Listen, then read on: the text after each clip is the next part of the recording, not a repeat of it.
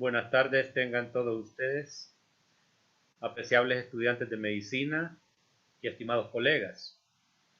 Para iniciar el tema manejo del paciente politraumatizado, quiero darle las gracias en primer lugar al comité organizador por su amable invitación a participar y compartir conocimientos en el 13º Congreso de Medicina 2021 de la Universidad Nacional de El Salvador. Asimismo, debo de felicitar al comité organizador por su trabajo y esfuerzo para realizar esta actividad científica sobre el Congreso. Bueno, los objetivos para el manejo del paciente politraumatizado. En primer lugar, vamos a identificar la secuencia correcta de prioridades. Ahora bien, esta secuencia de prioridades, para fines prácticos, metodológicos y didácticos, lo haremos de esta manera para un ordenamiento de ideas en el proceso del manejo del politraumatizado. Pero en la práctica deben de saber que realmente hay un manejo simultáneo entre la revisión y el tratamiento del trauma. Luego, los siguientes objetivos son aplicar los principios de la revisión primaria y secundaria, aplicar las pautas y técnicas en fase de la resucitación, identificar cómo la historia clínica y los detalles del accidente contribuyen a la identificación de las lesiones, y finalmente vamos a ver cómo anticipar los peligros latentes relacionados con la revisión primaria al tratamiento. Debo de invitarlos a cada uno de ustedes, si los conocen o no lo conocen, ¿verdad?, a leer o revisar pues este programa de apoyo vital avanzado en trauma, que es el ATLS.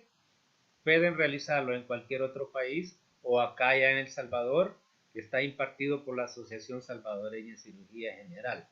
Así es que están invitados jóvenes para que puedan realizar este curso y así mejorar las destrezas para el manejo del paciente traumatizado. Déjenme contarles también un poquito de historia, el lugar donde yo hice mi residencia en cirugía y mucho de residencia en trauma, y donde se daban estos programas de avance en el paciente politraumatizado. Este es el Hospital Militar Central, muy cerca de la Universidad Nacional, del Hospital Rosales y todo el centro médico. Entonces acá se tenía y se tiene el principio igual que en estos programas para el manejo del trauma. El principio es salvar o recuperar la vida del paciente, ¿verdad? Para esto pues se requiere pues que una vez aprendidos estos programas, con esto pues las evaluaciones las haremos rápidamente, y también el tratamiento a dar a nuestros pacientes será un tratamiento acertado. Ven ustedes que voy a regresar a la diapositiva. Vamos a ver, no solamente se trata del espacio físico, de la estructura física de un centro hospitalario, ¿verdad?, sino también todos los recursos que pueden haber, tanto de materiales como el recurso humano preparado para una atención verdadera de estos pacientes. Es decir, estamos hablando de un tercero o un cuarto nivel de atención, solo atención para el trauma. En los países desarrollados lo tienen muy bien, nosotros todavía nos falta para desarrollar un verdadero sistema nacional de emergencias. Y esto pues aquí solo les estoy hablando de un simple centro de emergencias que fue en sus tiempos, ¿verdad? Vamos a ver al lado izquierdo, ustedes pueden apreciar lo que es la unidad de la emergencia del hospital, donde se reciben por vía terrestre. Ven ustedes la entrada de las ambulancias, hay una entrada y una salida por la parte posterior del hospital y pasa por abajo de la emergencia los vehículos. Entonces no hay detención vehicular para poderle darle fluidez a la recepción de pacientes. Asimismo, también se cuenta con un helipuerto en la parte posterior para la recepción por vía aérea de los pacientes politraumatizados, tanto emergencias quirúrgicas como también, déjenme decirles que existen las emergencias médicas, ¿verdad? Así como pueden haber emergencias pediátricas. Entonces, esta es la forma de ver, este es el helipuerto del hospital, que actualmente está en renovación. Va a ser un helipuerto de 3 o 4 niveles para el parqueo, y siempre arriba pues vamos a contar con este helipuerto. Vean, estas son las ambulancias aéreas que se contaban para ese tiempo y todavía pues se cuentan en caso de que no se pueda llegar a los lugares donde hay desastres y que por la vía terrestre pues es imposible llegar a estos lugares. Las carreteras se rompen, saben ustedes que los puentes se pueden caer, o incluso un árbol caído pues ya no deja pasarnos una ambulancia, y saben que si perdemos el tiempo es valioso. Hablamos de una hora preciada, la hora dorada para salvar a un paciente, y si nos retrasamos nosotros en esta llegada y el regreso al centro hospitalario sería fatídico, ¿verdad? Tanto unas ambulancias de los centros hospitalarios como las unidades de las instituciones de apoyo, las de socorro, como unidades de bomberos, la Cruz Roja, la Cruz Verde, ¿verdad? Que están formando, estamos agarrados en esto. Ven esta imagen. Esto representa, entonces, como que ustedes fueran este rayo, ¿verdad? Esta luz rápida, que es rápida y certera donde llega, pues así van a ser para el manejo del paciente traumatizado una vez nos concienticemos y interioricemos pues estos conceptos, estos conocimientos para el manejo del paciente traumatizado. De manera que si tienen estos conocimientos bien fundados, nunca van a perder y nunca perderemos la imagen total de un paciente, y siempre vamos a ir adelante, un paso adelante del problema que pueda presentar un paciente traumatizado, y de esta manera pues salvarle la vida. Ahora bien, entremos ya en el tema, la introducción. Vamos a desarrollar estos 10 puntos. Vamos a ver la preparación, cómo se prepara para el manejo del paciente traumatizado, tanto en la fase prehospitalaria como en la fase hospitalaria. Segundo punto es el triaje, es decir, la clasificación del paciente, dónde debe llegar, dónde comienza y dónde termina y qué hay que hacer. Vamos a ver la revisión primaria junto con la resucitación, es decir, el tratamiento inicial de estos pacientes politraumatizados. En cuarto lugar, los auxiliares, los métodos para revisión primaria y resucitación. Y luego la revisión secundaria. Pónganle atención a estos dos puntos, estos dos temas, revisión primaria y revisión secundaria. Se complementan los dos, están al mismo tiempo, como les dije. Este orden lo llevamos solo por cuestiones didácticas, ¿verdad? Es una situación metodológica, pero que en la realidad en las unidades de emergencia se realizan simultáneamente muchos puntos de estos. Entonces, luego de eso, vienen los auxiliares de la revisión secundaria. Vamos a tratar la reevaluación, el monitoreo continuo después de una resucitación.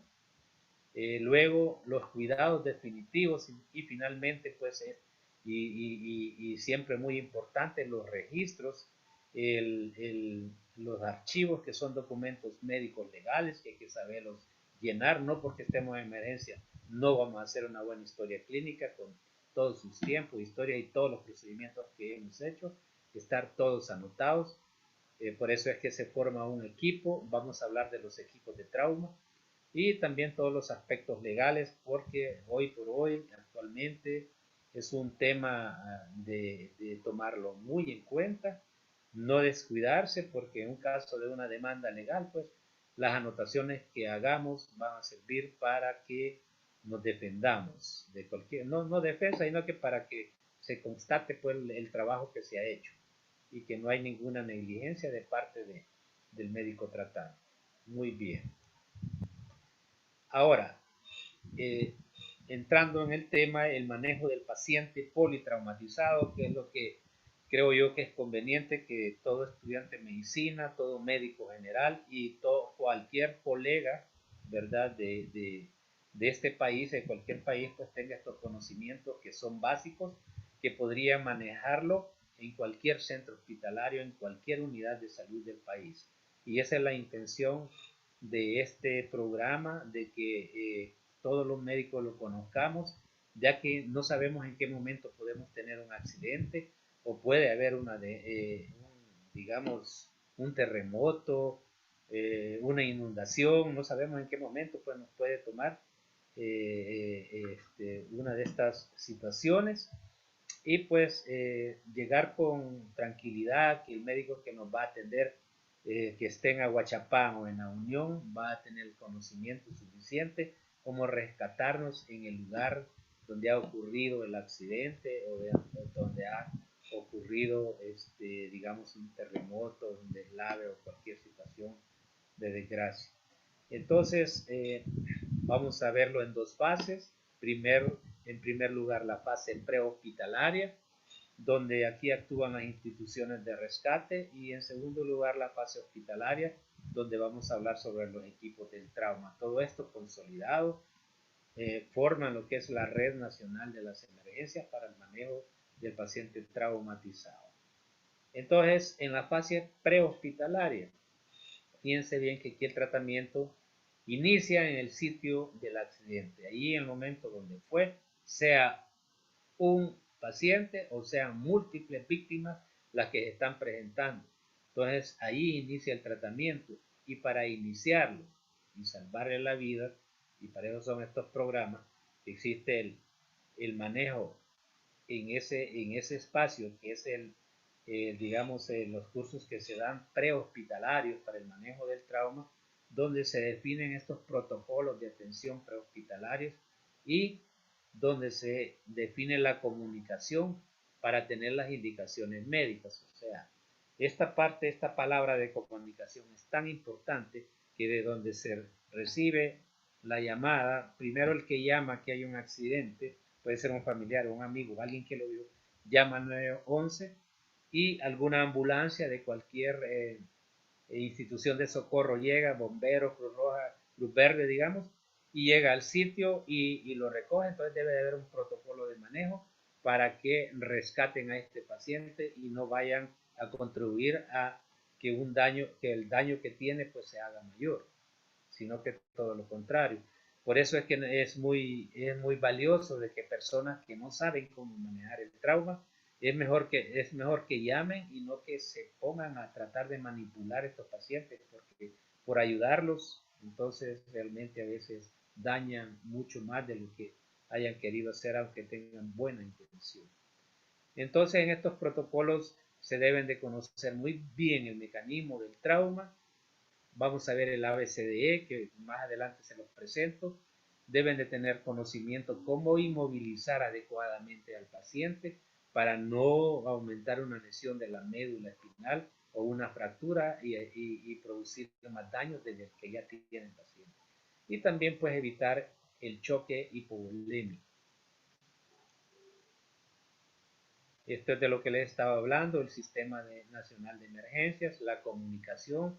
Vemos acá pues el telefonito que es tan importante. Una mala comunicación puede representar pérdidas de vida. Es diferente una buena comunicación si lo comunican y lo dirigen al centro adecuado para que lleven ese paciente, no van a perder tiempo y lo van a llevar al centro hospitalario que tenga los recursos, tanto de materiales como médicos suficientes para que le den respuesta a la emergencia. Perdón.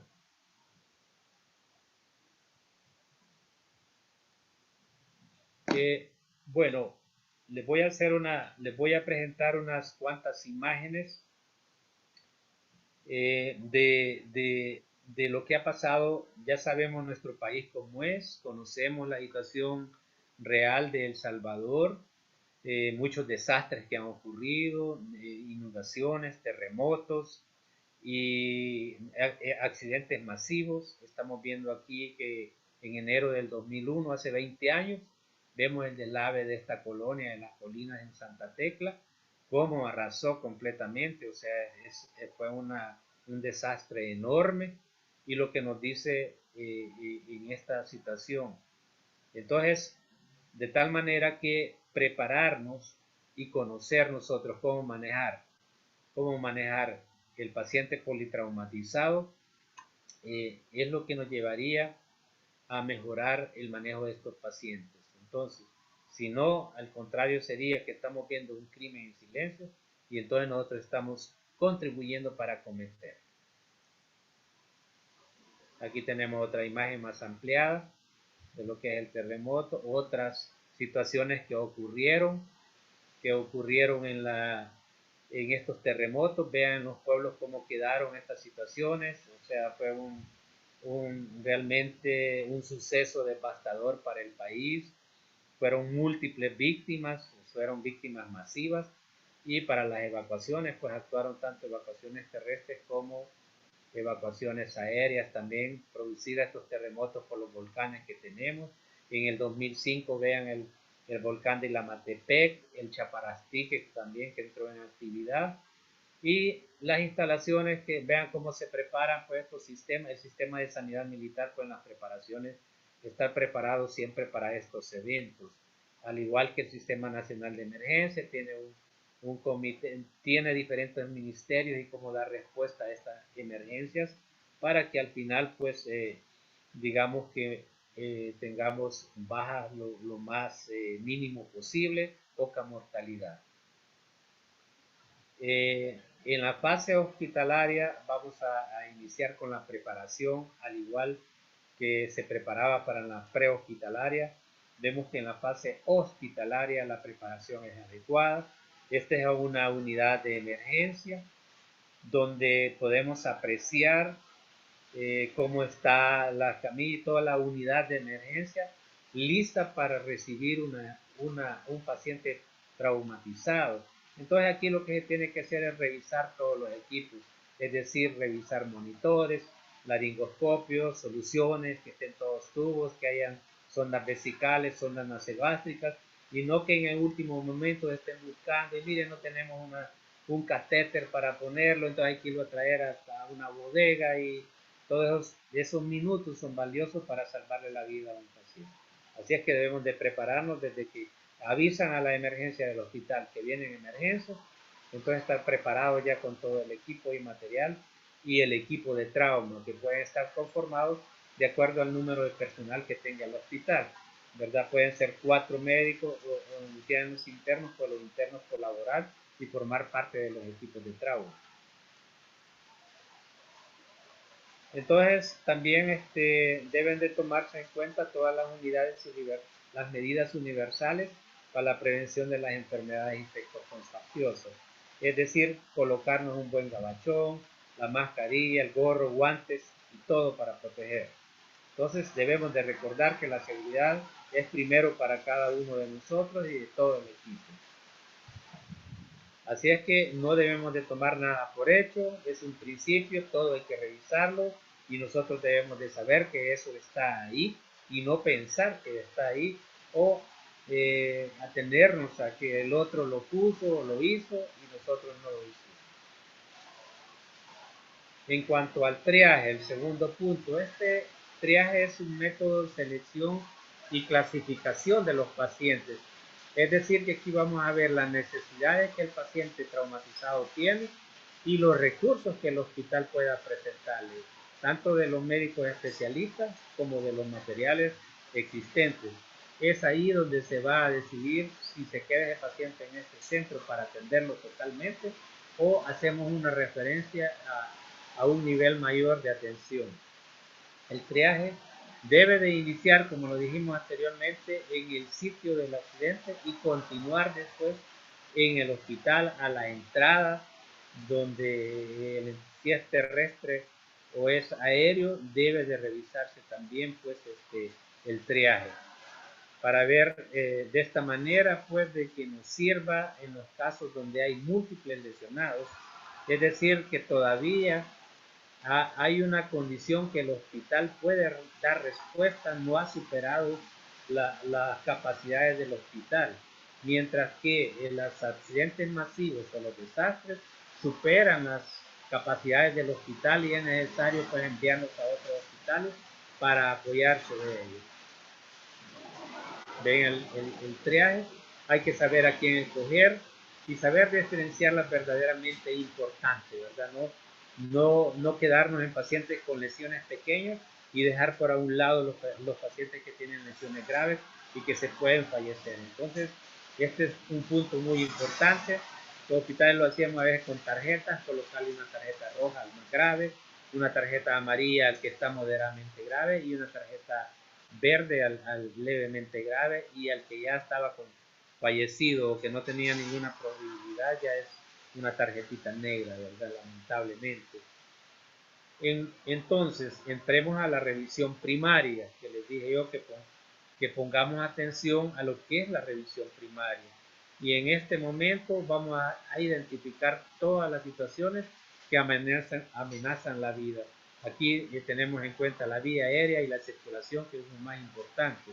Y simultáneamente vamos a entrar a tratar, ¿verdad?, a hacer la resucitación, a tratar a este paciente al mismo tiempo. La revisión primaria la vamos a realizar de acuerdo a este método, para que no se nos olvide, es el A, B, C, D y E. Cada uno de estos puntos los vamos a explicar a continuación. Vean, A, la vía aérea y el cuidado de la columna cervical. B, la ventilación con su colocación de oximetría de pulso. C, es la circulación y el control de las hemorragias, 2 vías intravenosas y monitorizado con electrocardiografía continua. La D es del déficit neurológico y la E es la exposición, es decir, exponer completamente, desvestir completamente al paciente, pero siempre tener cuidado en la hipotermia. Hay que evitar la hipotermia. No pensar que porque estamos en El Salvador y no estamos en un país como estos, llenos de nieve, ¿verdad? Solo en los países con nieve les va a dar hipotermia al paciente. Esto no es cierto, es muy frecuente, más de lo que nosotros pensamos. Así que hay que tener cuidado para que las unidades de emergencia estén a una temperatura adecuada y los líquidos que pasemos sean a temperaturas, ya los vamos a ver más adelante, entre 37 y 40 grados centígrados. En la revisión de la vía aérea vamos a establecer que esté permeable, que esté protegiéndose la columna cervical. Hay el método importante, el equipo de trauma ve que hay una persona solo dedicada para esto, para colocar, para detener lo que es la cabeza y estabilizar el cuello, y otra persona se dedica a colocar el cuello cervical para proteger la columna. Ahora bien, en aquellos traumas que son multisistémicos, que hay alteración de la conciencia, en las traumas por arriba de las clavículas, o hay deformidad o dolor en el cuello, o estos pacientes que entran con, con buen grado de alcohol, ¿verdad? O con drogas, entonces aquí debemos de sospechar una lesión de la columna cervical hasta que no demostremos lo contrario con otros métodos de diagnóstico.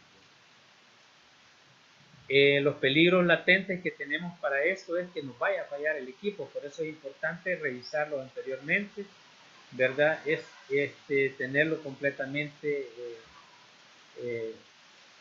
operativo. Y otro peligro es no poder entubar o tener una vía aérea quirúrgica rápida, más que todo en aquellos pacientes obesos que son de difícil colocación de una vía aérea, o incluso hacer una traqueostomía es sumamente difícil. Y en intubaciones endotraqueales en un paciente con fractura de laringe no diagnosticada hay que tener mucho cuidado, pues el daño puede ser mucho mayor. Para que veamos con esta imagen pues cómo puede resguardarse un equipo para la vía aérea y estarla revisando constantemente, no dejarla guardada, sino que revisar que todo este equipo esté en buen estado. Las referencias anatómicas ya las han escuchado ustedes, como en caso de dificultad de la vía aérea, de colocar un tubo nasotraqueal o orotraqueal, entonces colocar una punción en la membrana cricotiroidea, que está entre el cartílago tiroides y el cartílago cricoides. Bien, segundo punto del B, la respiración y la ventilación. Aquí también nos apoyamos con la oximetría de pulso, y hay que tener 3 cosas muy importantes que estén funcionando para esta ventilación. ¿Cuáles son? los pulmones deben de funcionar bien en su expansión, la pared torácica con una elasticidad normal y una buena función del diafragma.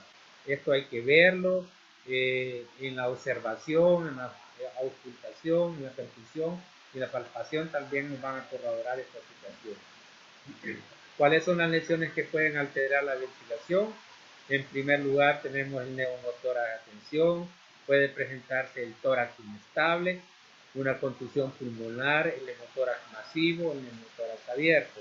Cada una de estas patologías se ven por aparte, más que todo en el trauma torácico, que como les digo al principio, en el manual pueden revisarlo, se puede revisar muy bien cómo se hace el diagnóstico y cómo también se maneja el tratamiento en esta situación. Pero si hay alguna pregunta, pues con gusto vamos a responderla al final. Los peligros latentes en la ventilación, aquellos pacientes que están con un neumotórax simple y que no está diagnosticado se pueden complicar con una intubación y una ventilación vigorosa, y este neumotórax simple podemos nosotros convertirlo a un neumotórax complicado, un neumotórax de tensión, ¿verdad? Entonces podemos provocar con la ventilación o la intubación un neumotórax a tensión.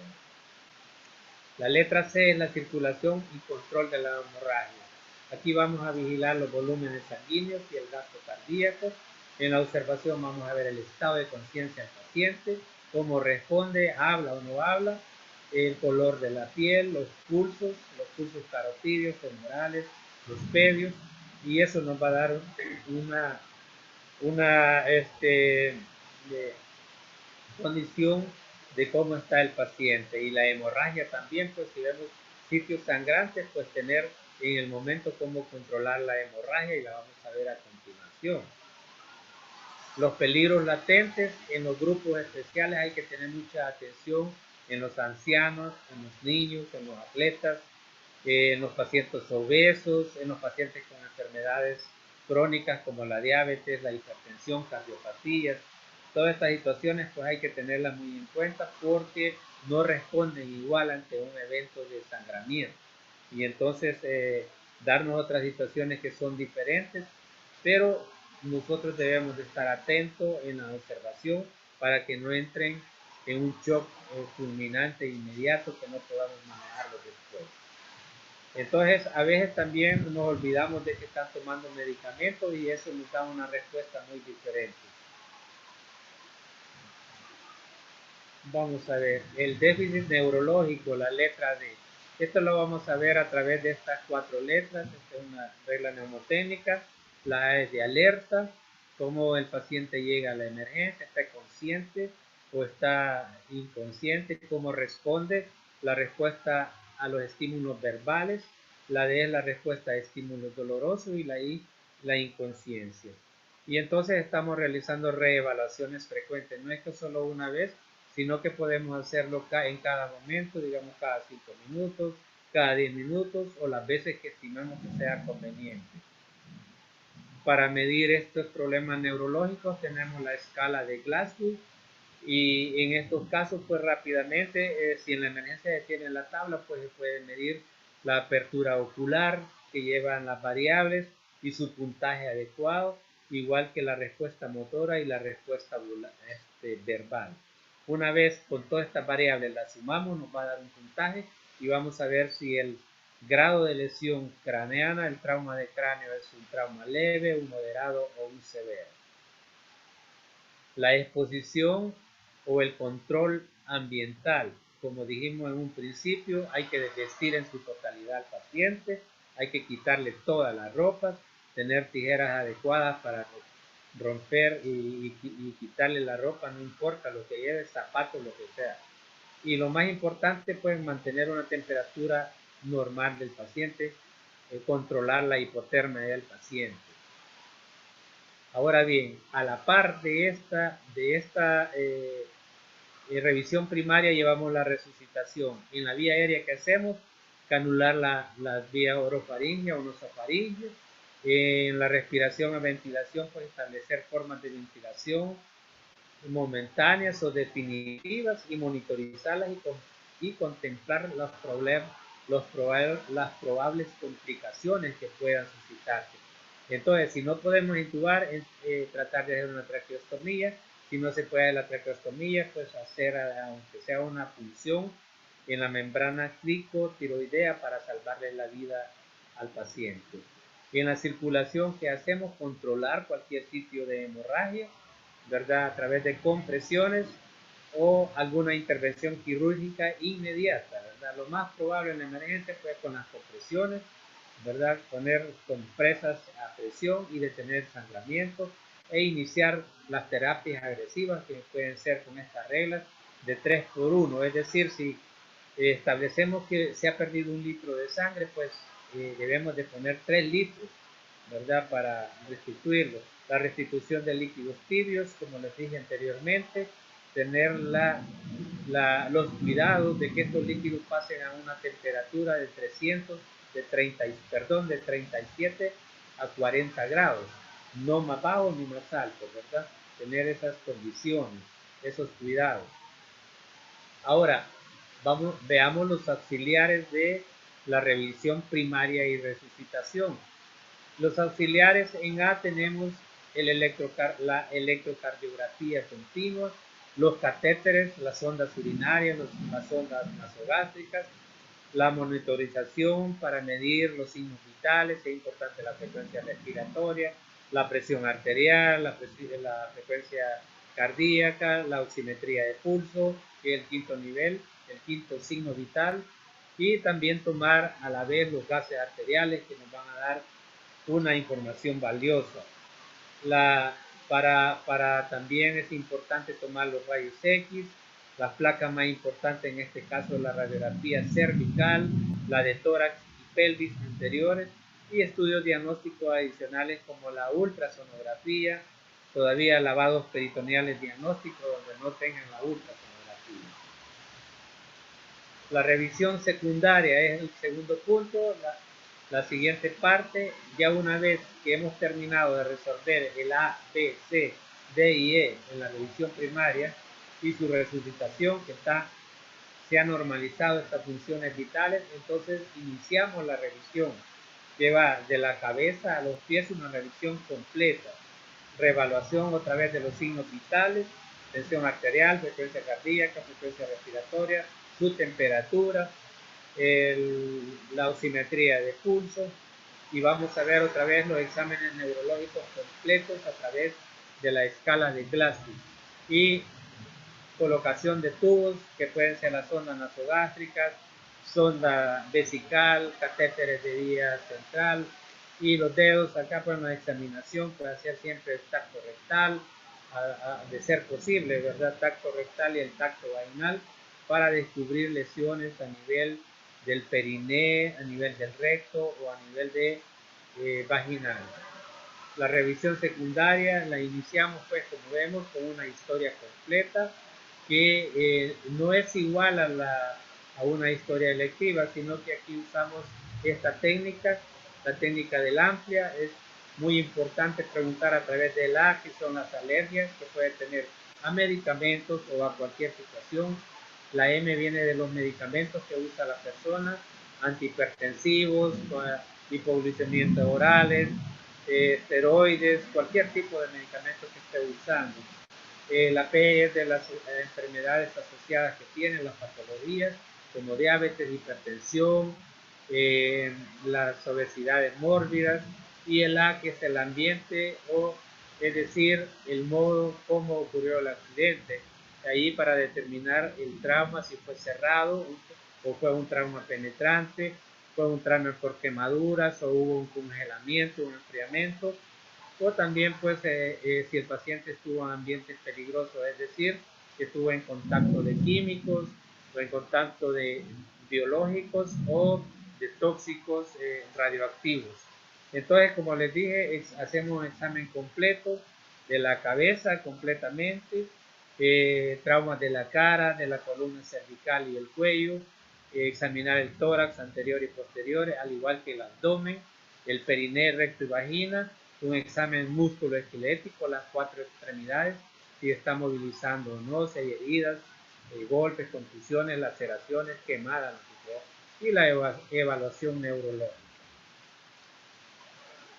Tenemos los auxiliares en la revisión secundaria, que esto es cuando ya el paciente lo tenemos estabilizado y podemos echar mano de estos estudios diagnósticos especializados, que es la radiografía de la columna y todas las extremidades, una tomografía axial computarizada que puede ser de la cabeza, el tórax, el abdomen, columna.